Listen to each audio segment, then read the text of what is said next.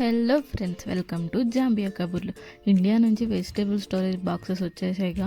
ఎలా ఆర్గనైజ్ చేశానో చూసేద్దాం. వెజిటేబుల్స్ అమ్మే వాళ్ళు ఇంటి దగ్గరికే వస్తారండి. ఇలా ప్యాకెట్స్లో అమ్ముతారు. మోస్ట్లీ ఇలా ప్యాకెట్స్లోనే అమ్ముతారు. టమాటోస్ అండ్ ఆనియన్స్ మాత్రం కేజీస్ లెక్కన అమ్ముతారు. మనకి కేజీస్ లెక్కన వెజిటేబుల్స్ కావాలి అంటే ఇండియన్ స్టోర్స్ ఉంటాయండి. అక్కడికి వెళ్తే కేజీస్ లెక్కన తీసుకోవచ్చు.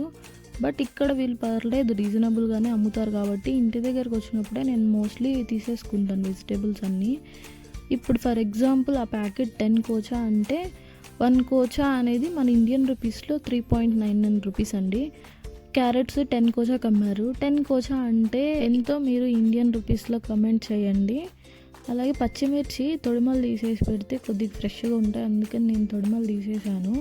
ఇవి ఫ్రిడ్జ్లో ఆర్గనైజ్ చేశాక ఎలా ఉన్నాయో చూసేద్దామా. చాలా క్లియర్గా విజిబుల్గా ఉన్నాయి. బాక్సెస్ తీసుకోవడం వల్ల వెజిటేబుల్స్ ఎక్కడున్నాయి, ఏమున్నాయి వెతుక్కోవాల్సిన అవసరం లేదు. చాలా బాగున్నాయి. అనే వెజిటేబుల్స్ కూడా ఫ్రెష్గా ఉన్నాయి.